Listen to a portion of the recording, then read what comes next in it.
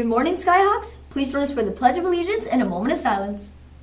I pledge allegiance to the flag of the United States of America and to the republic for which it stands, one nation, under God, indivisible, with liberty and justice for all. And now for a moment of silence. And now for our SOAR pledge. I will be a person who is safe, organized, accountable, and respectful every day. Skyhawk SOAR.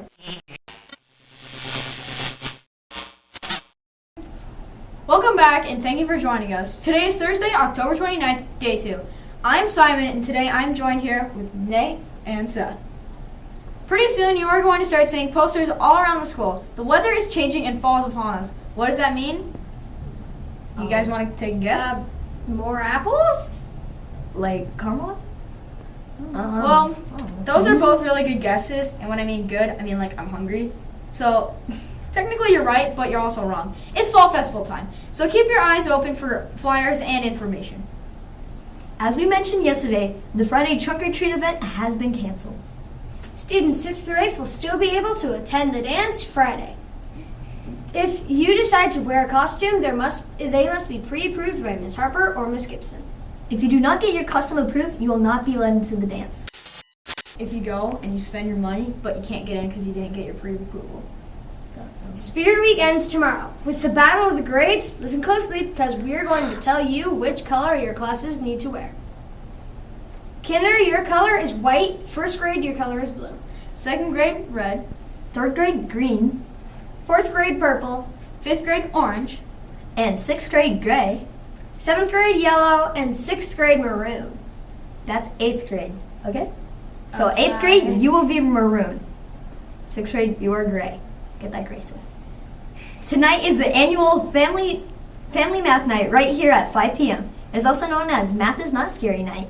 The evening will include math games, cool prizes, and teachers in fun math-themed costumes. Did you hear that one of the prizes is a chance to be an anchor on the news for an entire week? So all they have to do is show up and have fun? Pretty much. Oh, and there will be tons of candy. You know what I find is sweeter than candy? These guys doing something awesome with their hair.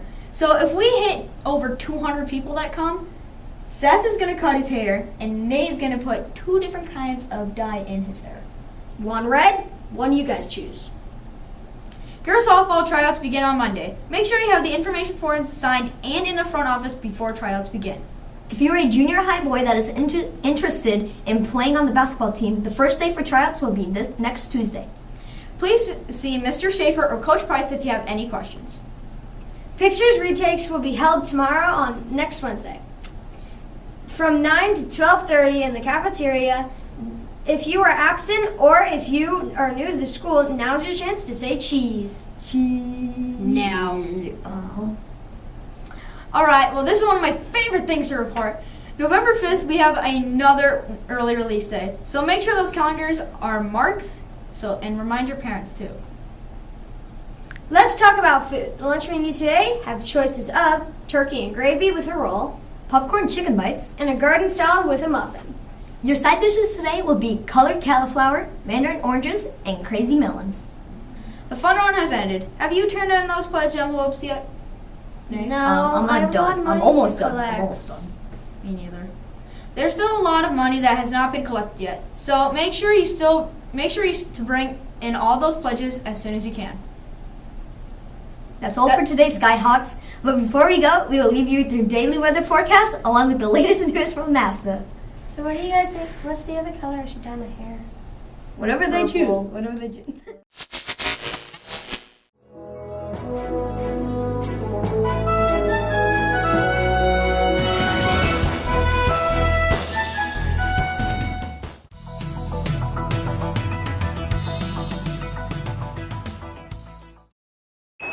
Station on Space to Ground. Welcome to Space to Ground, your weekly look at what's happening on board the International Space Station. I'm Dan Hewitt. Our bodies change a lot when we get to space, and the brain is no exception. A whole suite of experiments are taking place on board the space station, studying everything from basic hand-eye coordination to astronauts' mood and emotional changes. And Kjell Lindgren let us know that it can take a while for the brain to get used to its new surroundings. It takes about 6 weeks to really feel like you're acclimated to moving around and just living in this environment, and also to feel like you really kind of know what you're doing here on the space station on a daily basis. And there are a million things that can affect an astronaut's mental abilities, including getting a good night's sleep.